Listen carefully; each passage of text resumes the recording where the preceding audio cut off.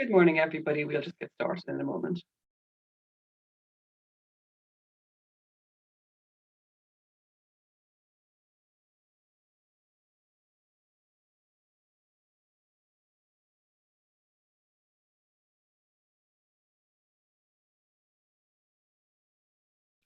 Okay, good morning, everybody, and thank you for joining us this morning, where we're going to be talking about embracing digital and how to build your modern engagement toolkit.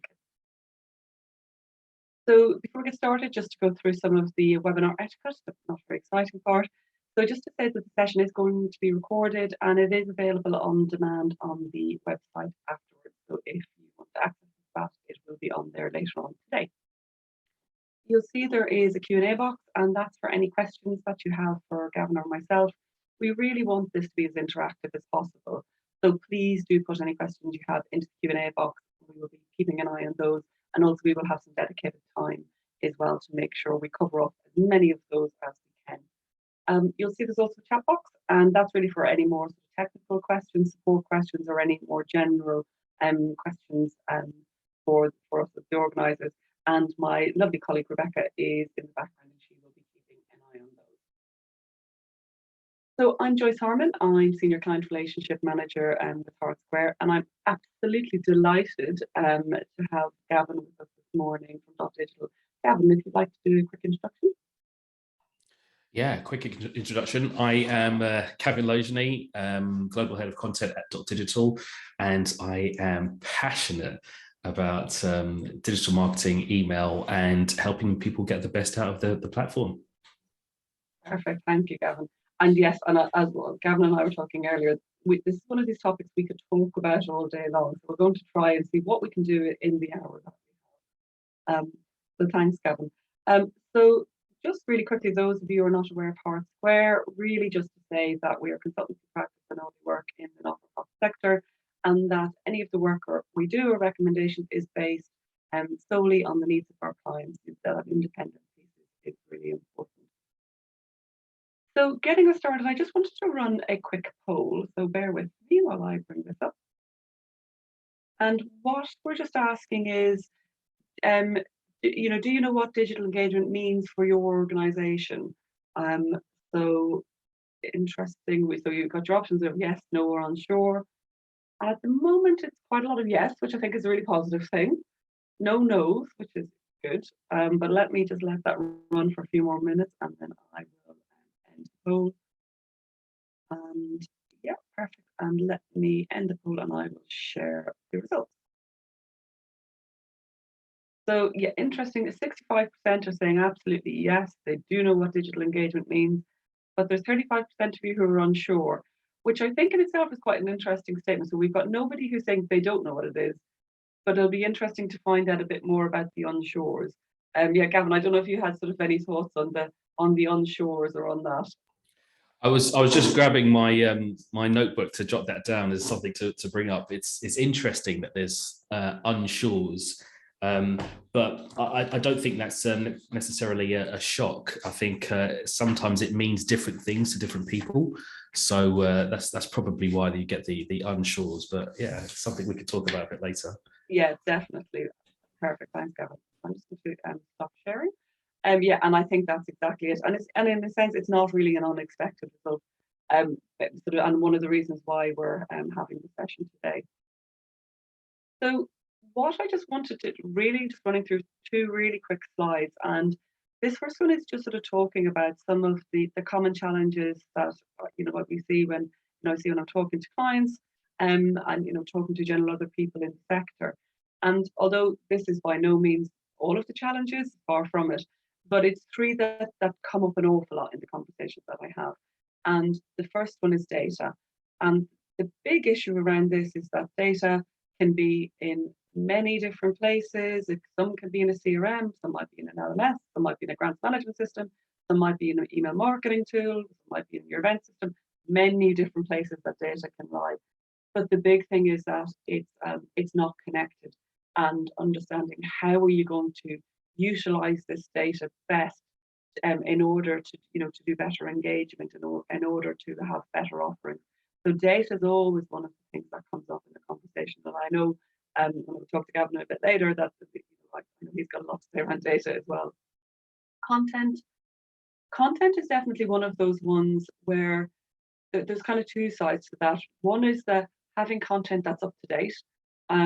Very often there could be a lot of rehashing old content, which, you know, it might be relevant content, but if it's not up to date or it just hasn't been refreshed in any way, people are not going to engage with it.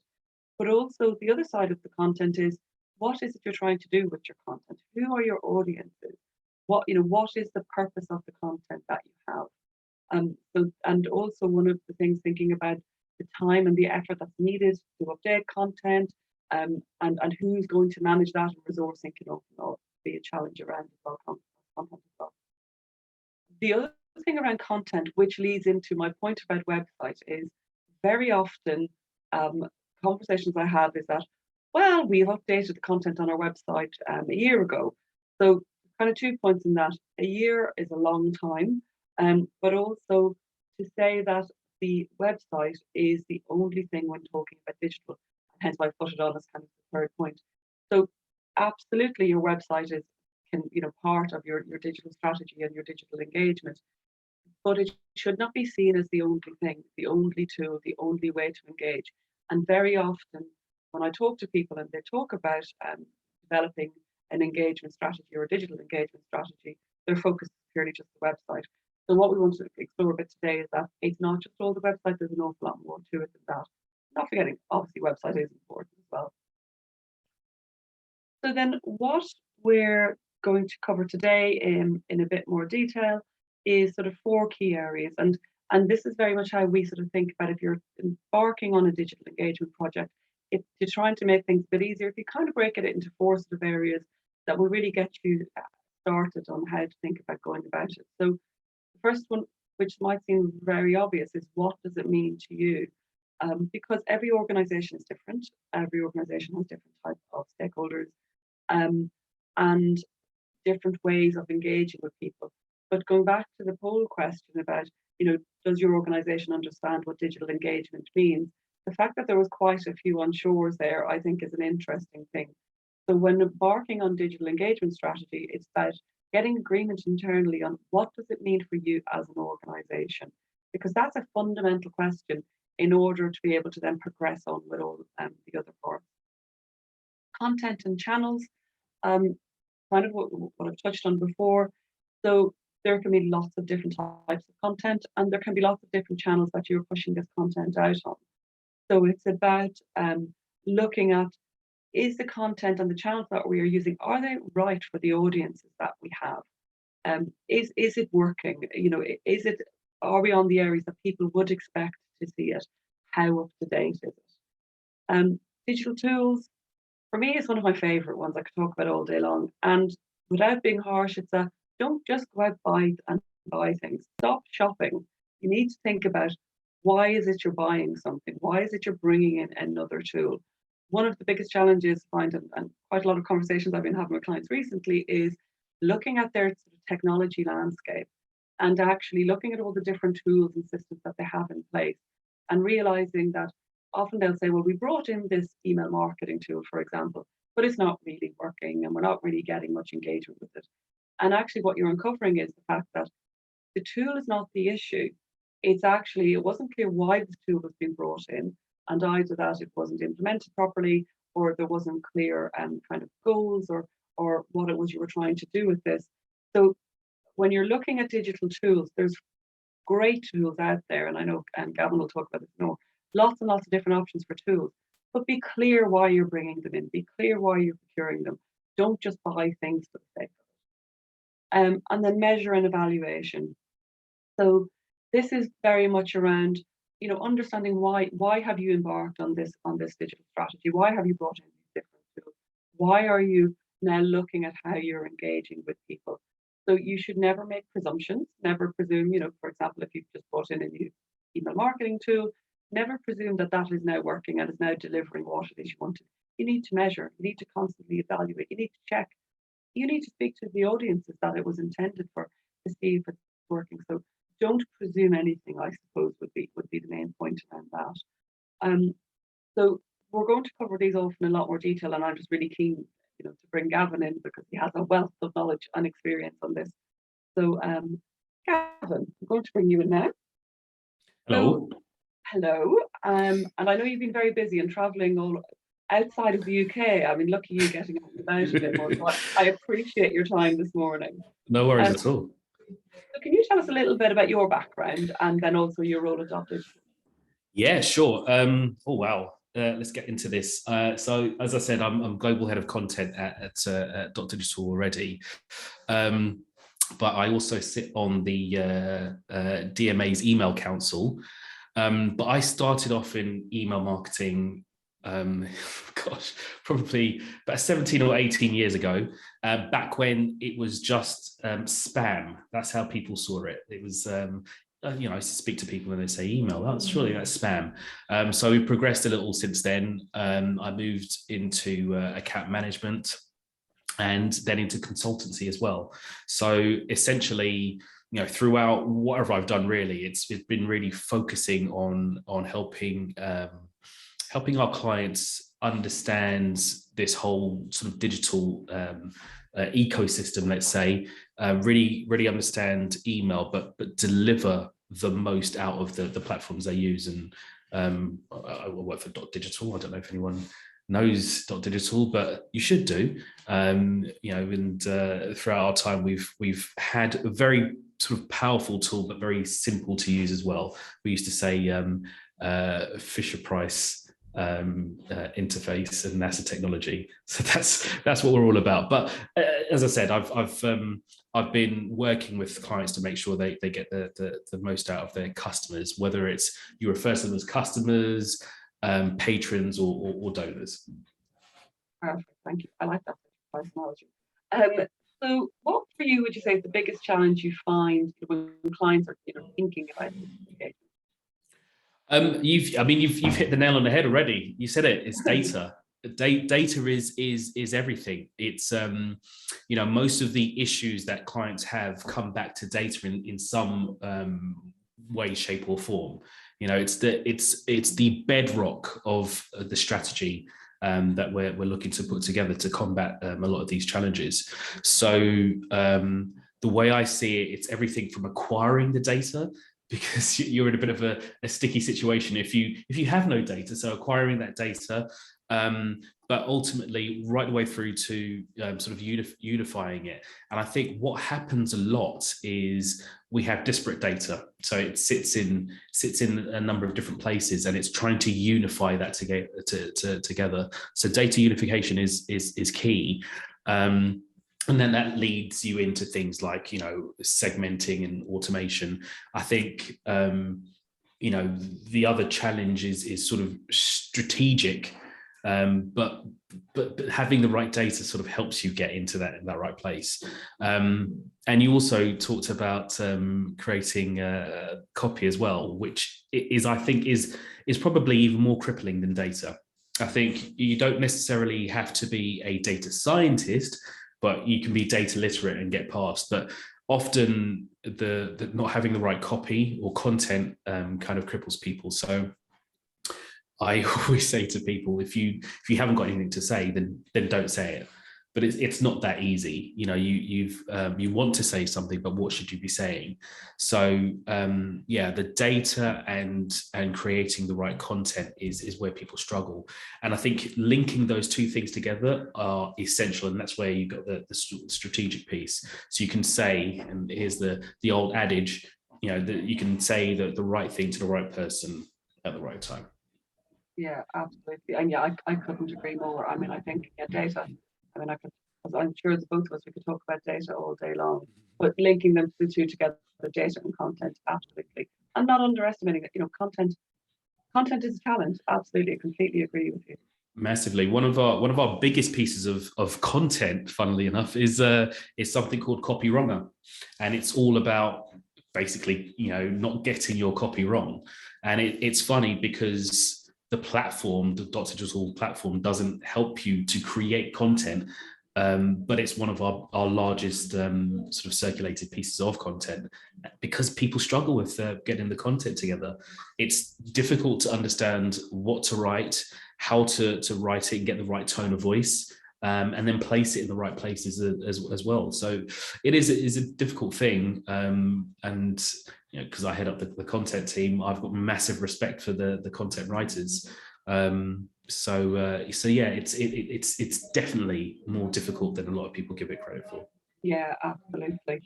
So moving on, sort of looking at the meaning of digital engagement. So, what is digital engagement, and how do you understand what it means for your organization? And I suppose, to my point, is it more than just about? Well, I mean, again, going back to your poll from earlier, I'm not surprised that some people said yes, and most people, well, a lot of people were saying they were unsure, and no one said no, because I think everyone has an idea of what it means for them. For me, the way I break it down is essentially it's using digital channels to converse with your audience. And that audience then is either prospective clients or prospects, prospects or existing clients.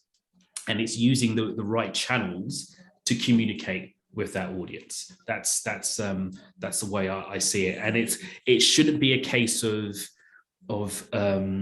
talking in silos. It's using those channels to connect and communicate a proper message. Like, if you were to have a conversation with a group of friends, I know it happens to me all the time. Someone will send a funny meme on Instagram or something, and you'll have a conversation there, and then someone will pop up on WhatsApp, and then you'll pop up on iMessage or something, but that conversation flows. It's working on those different channels, but the conversation flows. And that's essentially what we're looking to do with this, and I guess you can call it digital engagement, you can call it possibly cross-channel marketing or omni-channel marketing. It's kind of that same thing. It's having mass communications at scale. Human communications at scale, I should say, and it's doing just that. It's being human about it. But as you say, it's definitely not just your website. Website is massively important, don't get me wrong, because I think these channels that you're using to communicate and engage should be driving traffic back through to your website. That's ultimately what should be happening. I hear a lot of people talk about, how long should an email be, how many links and whatnot within your emails, but really you don't want people to be resting or staying too long on your email because they can't convert from there. Where they're going to convert is on your website. So you have these other channels to drive traffic back through to your website. And then it's not the most important thing, but it has to make sure that you have to make sure that it's converting for you in the right way. So yeah, all of these pieces come together to make a great puzzle, and it's easy, right? Yeah. Yeah, it's easy. So a lot of organizations talk about developing a engagement strategy, but on the ground, what does that mean for you? Is there like a sort of a basic level or a question that people should be Yeah, I think it's a lot of sort of soul searching, if you like, with this. If you're kicking off this strategy, you need to be, and I think you mentioned it before, you need to be understanding what your audience want to hear, what channels you can use and what channels they actually want to hear from you on. You then need to understand whether or not you can deliver that. Do you actually have the bandwidth internally? Do you have the right tech internally as well to deliver that message on the right format at the right time, as I said, and to the right person? And going back to our old friend, do you have the data? Really and truly, all you need to do to kick things off is just at least have the email address. That is the digital key, and it allows you to branch off into other areas and collect more data. But there's a lot of those questions you need to ask yourself, and if you don't have the team to sort of put out the content, then you really need to look back at that. So yeah, there's just a few things you need to be considering, but definitely who your audience are, what you're trying to say, can you deliver it, do you have the bandwidth, and obviously, as I said, the data. Perfect. And then just talking about delivering on digital engagement or the marketing activities. But I suppose building your engagement toolkit. What are the key things or must have that you must to consider doing that you must do? Sorry, the word is terrible. Yeah, I would break this down into probably 3 areas. I would say the people, product, and process. Just because it's probably easy to remember, but you need to have the right people to deliver the strategy. And often when it comes to essentially email marketing at the core of this sort of digital engagement, I've seen far too often in companies that they have the kid that might have just come out of uni, very hungry, very interested in digital, and they're given the task to manage this this mammoth undertaking, really, as I see it. So there's much more to consider there.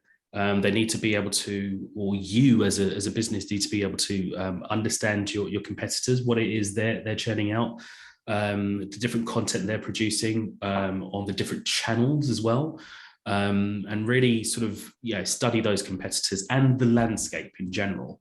So understand, there's different tools to integrate your data, to utilize your data, really put it to work. And as I said before, you don't necessarily have to be a data scientist, but you need to be data literate, because as we've been talking about, having that right data, using that data is another story. You need to be able to either have the right tools to use that data as well, which takes me to the product. So to get your message out in the right way, you need to be able to have the right marketing automation tools or cross-channel marketing tools, so that yes, you can rely on, maybe your bread and butter is email, but you can branch off into other channels as well, whether it's SMS, which can be massively powerful, but you have to be careful because it can annoy people quite a lot. It may be into the world of WhatsApp, push notifications, and live chat as well. But again, as I said, you need to be able to not use those channels in silo, but unify those channels so that it is truly like a cross-channel marketing driven thing. So it's essential to have those right tools, and you should have sort of, I guess, not just the tools as well, but the platform or whatever you choose to use. They should be able to offer you more than just a platform. You need to be able to rely on those partners, I guess, technology partners that you have. So if they have things like thought leadership roles, they have deliverability teams as well to sort of help you if you get into sticky situations with your data and actually trying to get your message out, helping you to create design. So all of these things will take up time. So you need to be able to lean on these people to give you that at least. And then, as I said, the product is, the purpose is probably the last thing. You want to do this, but why? That is the question that you need to ask. It's almost like some soul searching, right? It's why we're doing this. Are we doing this just because our competitors are doing this? Well, that's great. But as I said, if you don't have anything to say, then maybe don't say it. So people, product, and purpose. God, I'm speaking a lot. No, you're not. And I love that. Yeah, people, product. So kind of, moving more into sort of the content channel side of things. So how can you use your content out, new content or repurposed content stand out and build and more engagement and build that relationship with your audience? Yeah, I think there's a lot of things again to consider with this. It's where you're getting the message out. We've talked about different channels, but you really need to consider what those channels are. And I think you said it earlier, not to just assume that you know what channels you should be using.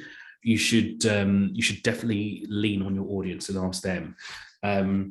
And there's a number of ways you can do that. You know, setting up surveys. You can have asking people whether or not you did a good job in the footer of an email. But ultimately, you need to be asking your audience. And I think far too often what happens is we hit send on the button in the platform, and we send out to thousands, hundreds of thousands, millions of people in one shot, and we forget actually there's someone on the other end of that message you sent out, and that person can converse with you. And email especially is a two-way communication tool. So encourage people to reply and give you that information back, and then ask whether or not you are sending on those right channels. Ask for permission to send on other channels as well. So that's definitely something you need to be doing. Cadence is massively important as well. Sort of when you send out messages. We've been doing some research at the moment, due to come out a little bit later this year, but actually asking about how often throughout the holiday period businesses send out messages, and is once a day far too often? In most cases, yes, it is. Unless maybe it's a dealer day that you're doing, maybe if there's a reason for it, then fair enough. But even at that time, you need to allow people to opt out of those messages if you're going to be sending so often. So cadence is massively important. I'm not saying that people are sitting waiting for your messages, because I hate to break it to you, often they're not. But if you are sending in a regular cadence, at least they know and they can expect when things are coming. So think about that. And then I think tone of voice is massively important. So you can go back to older pieces of content and really look to see if the tone of voice reflects you as a business, truly. And maybe, as you said, things change after a year. Does it reflect you as a business now?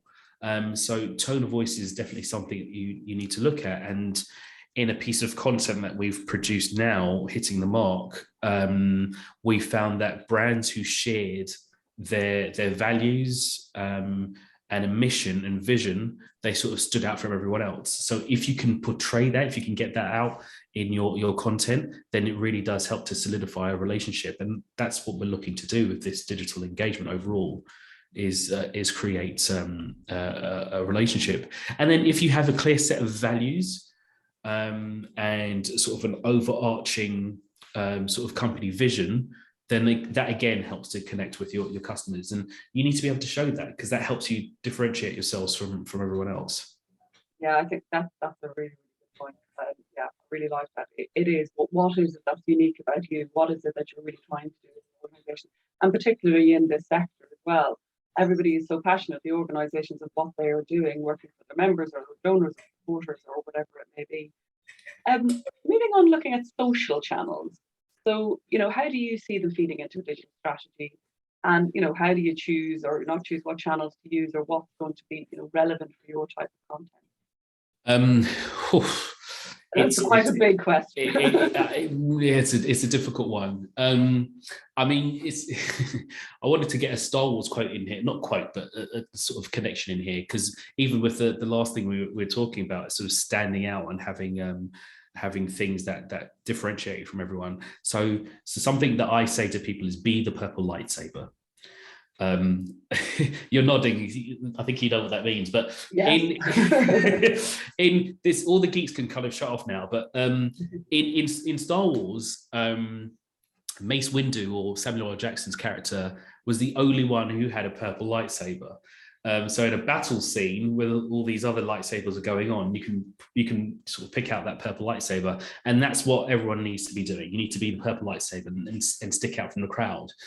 And this is often what social can be doing for you. You can really start to flex your muscles and really show your sort of character as a business on social. Maybe the content that you put out in a blog or an ebook or any sort of white paper needs to be a little bit more sort of business focused, and depending on your sort of brand sort of tone of voice. But I think social is somewhere where you can really start to break out and show your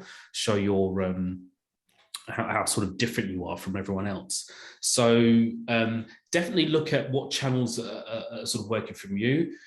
We just put out a blog this week, in fact, about how to make the best out of TikTok. Now, you wouldn't think that it's right for everyone, but I think there's a definite route into it because there's an audience. Wherever there's an audience, there'll be something that you can sort of pick up on.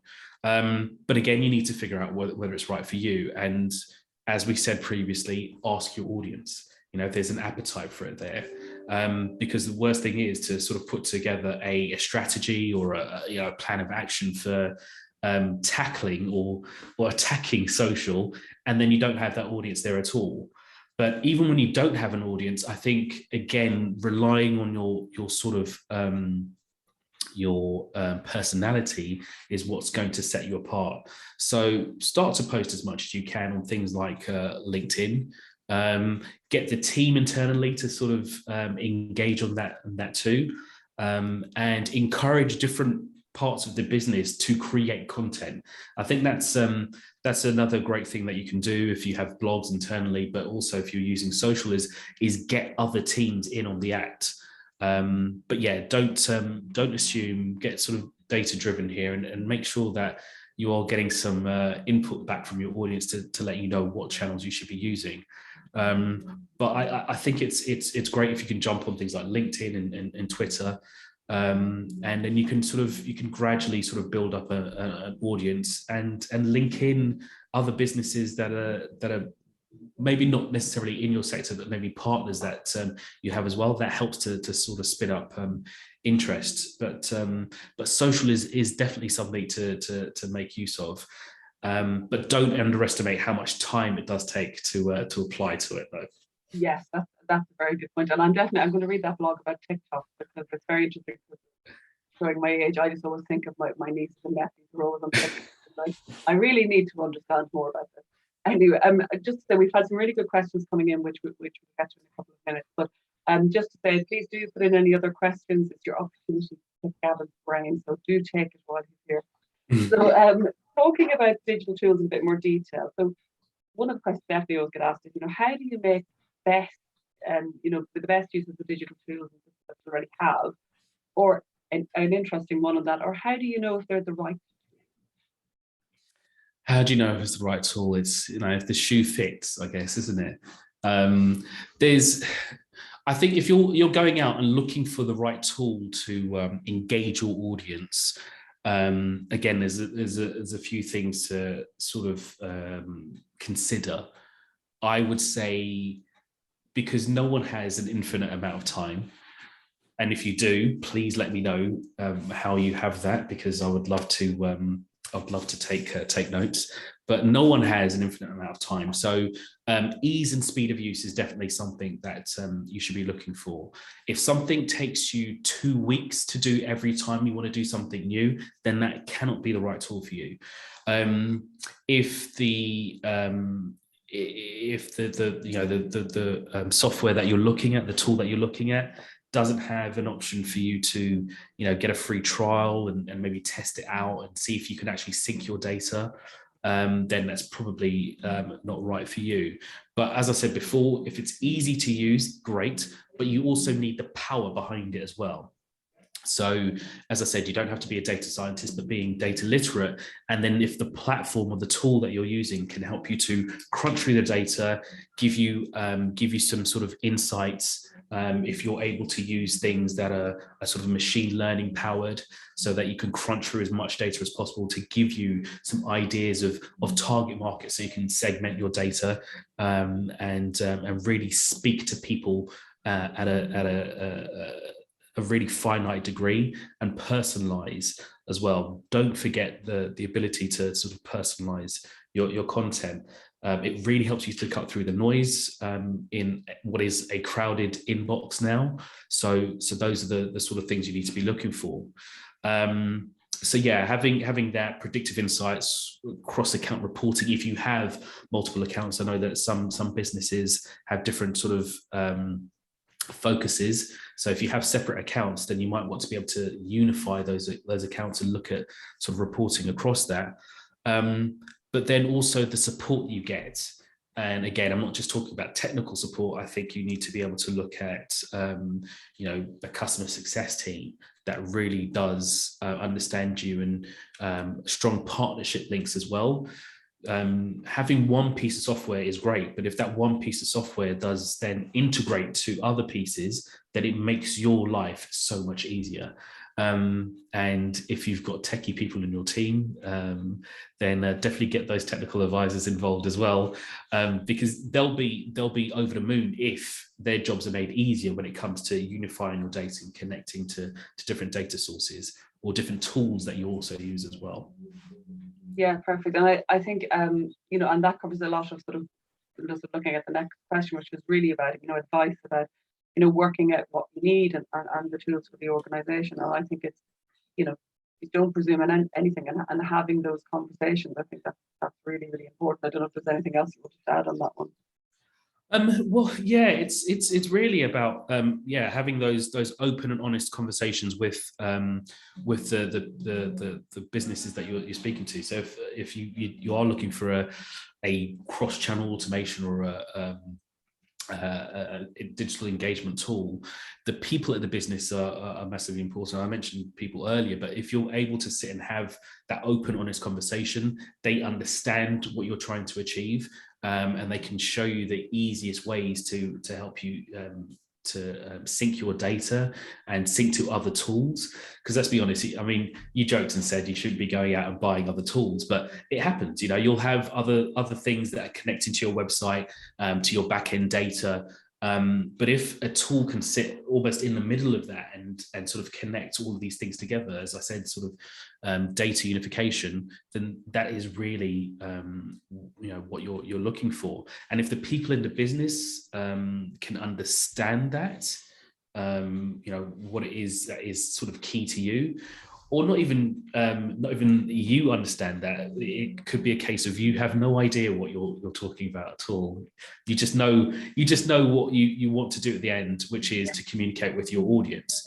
But if you can illustrate exactly how you want to communicate with your audience, that's where a tool like, and I'll say it like dotdigital, we will sit down and actually understand what's the best rule to sort of pull your data in, so you can use it in the right way to then communicate. So sometimes you don't necessarily have to be an expert on your sort of data architecture. It has to be at least that you understand what it is you're trying to do. But once you have that, then that should be enough for you to sort of build out maybe an RFP or something for that business to sort of give you exactly what you need. Yeah, and I completely agree in that. I think it's you know, understanding what, you know, ultimately what is your end goal, but use the sector knowledge, talk to the technology partners, because at the end of the day, like you in digital, this is what you live and breathe, this is what you do all day long. You know, talk to the partners, let them work with you to understand how your vision, you know, what tools can support your vision. So yeah. I completely agree. It's not about you have to have all the answers. You have to be able to go to the board and say, this is what we're trying to do, and these are all the tools that are going to solve the problem. You know, if it was as easy as that, then, you know, the world would be a much simpler place. But we know it's not. It's about leveraging, you know, the sector and attending sessions like this, or reaching out to people to ask questions to get that support, and, you know, for the people who have that expertise and knowledge. I think that's a really, really important point to make. Yeah, thanks for that. Yeah, but it should be a partnership, and it should be possibly an extension of your team. And I know it's easy to say that sort of thing, and it can sound a bit cheesy and a bit cliche, but really, these tools that you bring on board, they should be an extension of your team. And if they're not, they're just after you know, a bit of a paycheck at the end of the day. If they're truly not understanding your business, then it's not the right fit. Then you need to move on to something different, I think. Yeah, absolutely, completely agree. So talking about sort of measuring and evaluating, so how, so these just general questions I throw at you that we could talk about all day long. So how do you measure and evaluate, you know, the success of your communications? You know, is it the tools you're evaluating? Is it the content, or is it a combination? It's not easy ones. I think it's going to be horses for courses, and it depends what the outcome is you're looking for. I would say, and this is the consultant in me, it's almost like a cop-out answer. I would say test. Always be testing, and what you're looking for in those tests are really for that, as we're talking about, engagement, but understand exactly what winning or success looks like for your business. So often it's going to be to drive I don't know net new names. If you're looking to do that, then having something that can acquire more data for you, great, so you can actually see those numbers stacking up. If it is that engagement, then you're going to be looking at and here's one for you guys, not opens. Don't look at opens, because opens don't really tell you much at all. Look for clicks, because that's actual engagement. That means someone's actually doing something with the content you're sending out, and that is across both email and SMS. So an SMS, you're more likely to get an open, because actually I think like the average sort of open rate for SMS is like 98%, because people receive an SMS, they're going to open. But that doesn't mean anything if they don't do anything with it. So there are links again you can add into your SMS messages, and then you can see that engagement.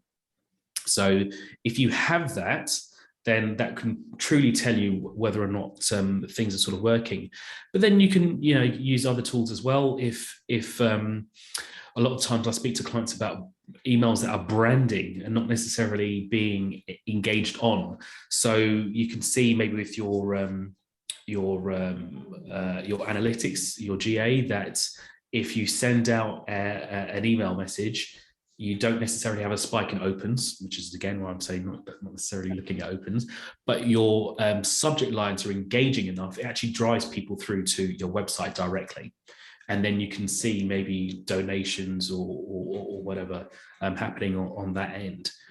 So there's a direct correlation sometimes between an email send and revenue, but not necessarily opens in that middle piece. So don't be discouraged if you're not seeing opens, and that's why I'm saying ignore opens. I'm not going to get into the messy iOS 15 stuff, but opens have always been a bit of a vanity metric. It doesn't really tell you anything about your data. I could be sifting through my inbox and by accident open an email, and it will show you as an open to you, but I haven't done anything with it. I haven't read anything at all. So don't be led astray by opens. Look for actual engagement. But as I said, really do some soul searching and understand what it is that you're looking for as a business. If you're looking to segment your database and grow certain segments, then again, that's another sign of success for you. So it's really just trying to understand what that measurement of success is for you guys, and then you can kind of sift through the platforms and see if they're winning. Perfect. Yeah, I love that. Which for some people will be controversial, but don't go and open. So I completely agree. It shouldn't be controversial, though. I'm going to fly the flag. I mean, it's again, not to go into iOS 15 stuff, but it showed iOS 15 that it's not reliable. It's not always a reliable source. It's an indication, possibly. It's a bit of a guide, but it's not something you should bet your house on. Yeah. So looking ahead, what do you see as sort of the up and coming trends in the market around social engagement? There's I guess there's up and coming trends, and there's trends that have been around for a bit that just haven't been utilized properly. I think we're moving into an age now of trying to retain business more, because we often in most verticals we see ourselves in a bit of a saturated market when it comes to messaging. So you want to try and retain that business. So having some sort of social proof, UGC, user-generated content is definitely something we're looking for. I think now whenever we're buying something for ourselves, everyone does it. Before I buy something, especially on Amazon, I look at reviews. If the reviews aren't great, but the product looks great, I'll think, okay, I'll give it a bit of a miss. If the reviews are there and they all look genuine, then that's something I'm going to consider. And it's something that we take on board in any walk of life. If friends or family can validate something, then you're more likely to purchase that. But if you can get that social validation, that UGC, that's something that we should be using. And I think more and more now we're going to be looking for that in different forms. We're going to be, as I mentioned before, looking more into machine learning and being able to really crunch through your data, so that we're not just personalizing, we're actually hyper personalizing our content. So something, even though we hit send out to, as I said, tens of thousands of people, the message that you receive is specifically for you. Those types of things are great. But thinking about interactivity, this is the other part that I think is being overlooked. Things like personalized imagery, the sort of thing that possibly movable ink does. So that, again, when you open up an email in your very crowded inbox, you can look at that brand and think, actually, there's always something quite cool within that email. So those interactive sort of emails are great. Those that sort of change and fit the environment that you're opening them up on, and also accessibility. More and more now, we should be thinking about accessibility and making sure that the content we send out is legible for all. Even down to partially sighted as well. So accessibility is something you should be thinking about, as well as interactivity, because they almost go hand in hand. And then an old tool, I think, has been forgotten about, which is landing pages. People don't use them enough. Building or changing around your website, as we talked about earlier, your website is massively important, but changing pages on your website is a heavy lift. But if you can generate branded landing pages for specific products, that makes your job a lot easier, and it helps you to sort of convert traffic a lot easier too.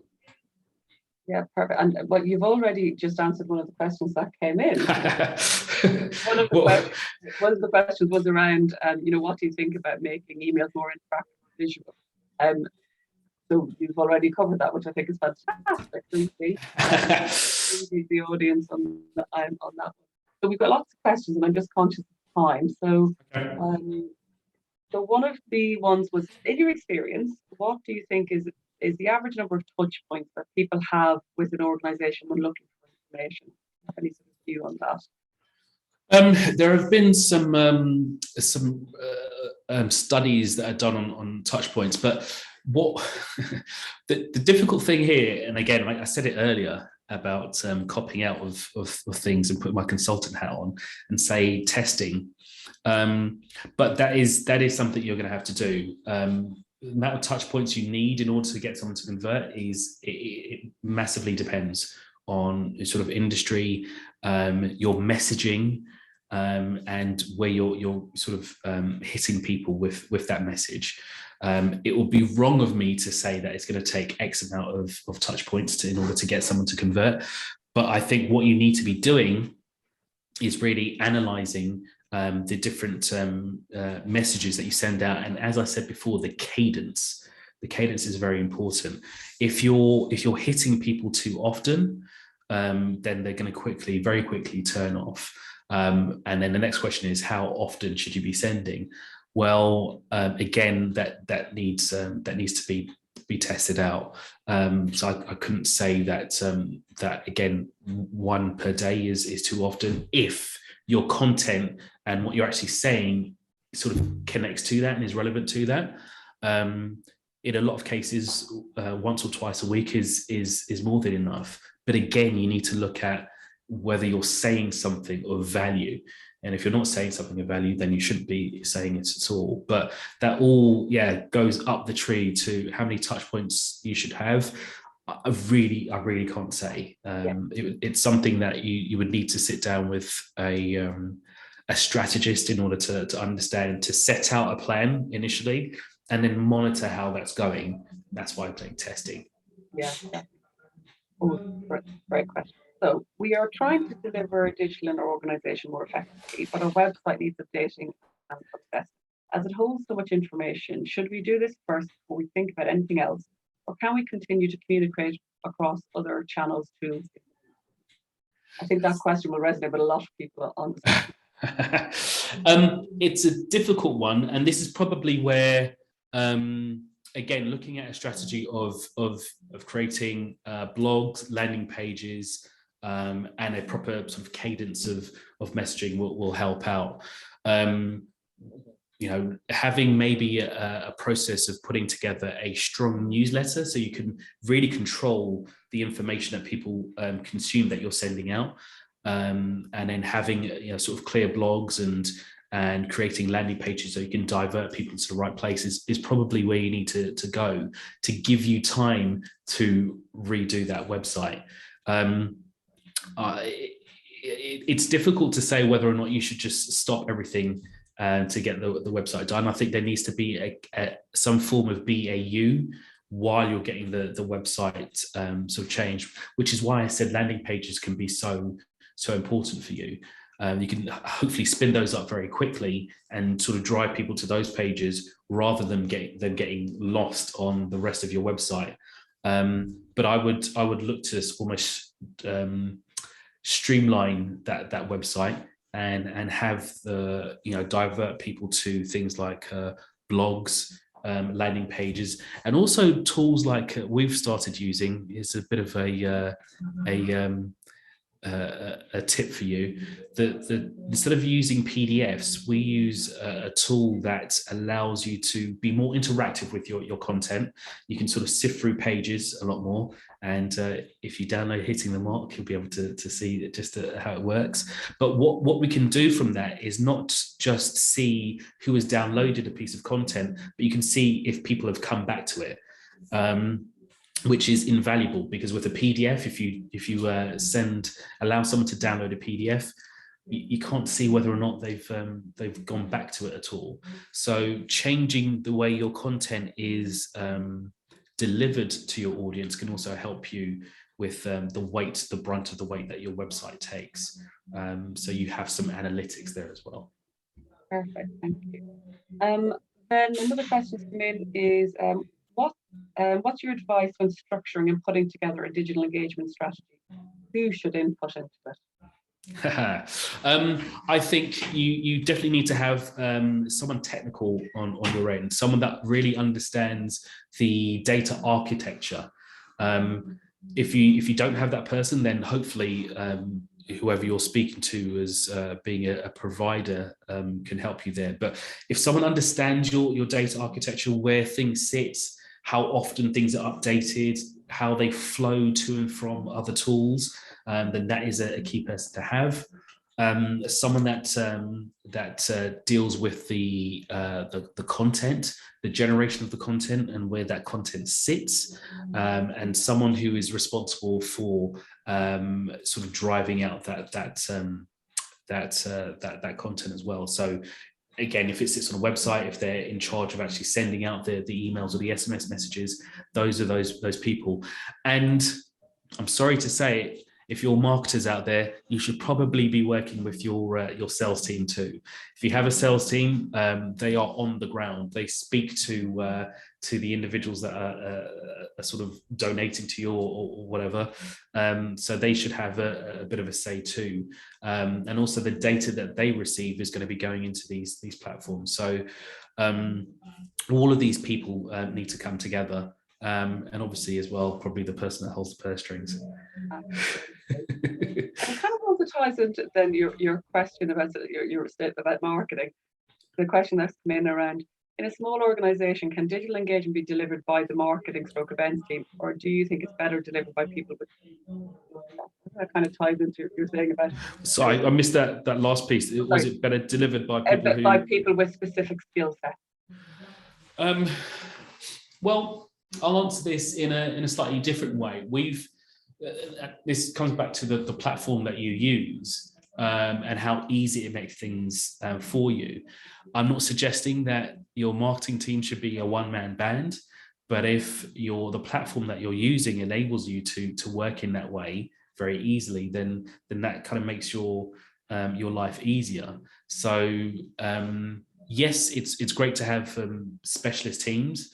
but you can sort of get by with having smaller teams who aren't necessarily specialized, but they have the right tools and the right people who provide those tools to help you and make sure that you're directing your messages in the right way. Perfect. We've got lots of questions, and I'm very conscious of time. I'm just seeing one there's one that could be. I don't think any of them are. Let me have a see. One question came in, and this is I will not hold you to it, and it's an interesting one. What are the key tools or systems do you think every non-profit should have in order to deliver digital engagement effectively? I know that's a tricky one, but have you your view on it? My view on it is to have a proper, I'll say CRM, a tool that can ingest all of the data that you have. Or maybe it's a CDP, a customer data platform, anything that can hold your data and unify it into one place. That is the key thing for you. So something that will listen to your donation pages and grab that information. It will capture net new email addresses for you and bring it in and hold it into one unified place, and then a tool to message. And this is what we're saying about, the problems that people usually have with the data and getting that message out. So yeah, anything that's going to sort of collect data in one place, whatever that tool is, whether it's Salesforce, Dynamics, or whatever, whatever you use. So yeah, something that holds that data, but then something that can message out, automate, give you back reporting, and help you sort of understand what's happened, get analytical and retarget, segment, and go again. Those are your essentials. After that, then you can go into things that are going to give you some analytics back from your website, tools that help you to anonymize data a little bit more, and target people some more. Look for sort of lookalike audiences and bits and pieces like that. But those two pieces, data management and campaign management, let's say, those are the two things at least that you need. Fantastic. And I think that is a perfect one really to finish on, because unfortunately we're running out of time. We've had lots and lots of questions. For any of those that we haven't been able to cover, I know some have come in anonymously. If you want us to, if you want those question answers, please do reach out. Rebecca will be sending out comms afterwards anyway, and we'll be happy to follow up on them afterwards. But really just leaves me to say thank you so much, Gavin. That has been so interesting, so insightful. It's been an absolute pleasure, and I think that we've had some great questions coming in, which is all really good. And I think you've summed it up really well, and also data, the data, the relationships, and being clear on what it is that you're trying to do. A data first approach is always going to be best for you. Yeah, absolutely. So this leaves me to say thank you very much, everybody, for joining us this morning, and particularly Gavin. And I'm keeping my project manager hat on. I will make sure that we're finishing on time, because I promised Gavin at the start that we would. So thank you all very much, and hope to see you on another session again later. Thank you. Excellent. Thank you. Thanks, Gavin. Bye.